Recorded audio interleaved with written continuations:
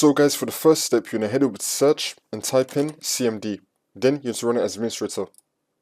And then click on yes. And then once you run this, you're going to type in sfc /scan now and then click on enter. Then you want to run the scan. We can run the scan in the background as you complete the next steps in the video, so you just want to minimize this.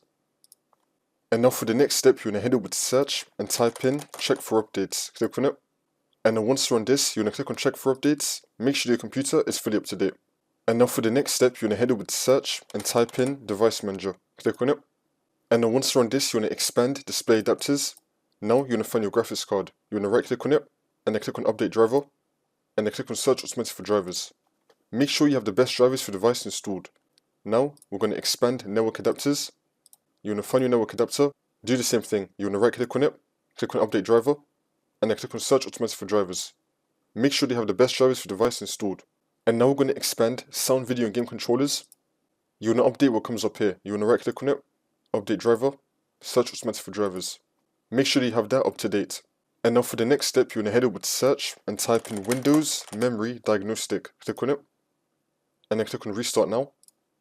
It's now going to take us into this screen. You just want to run this scan. It will take you back to Windows and then the problem should be fixed.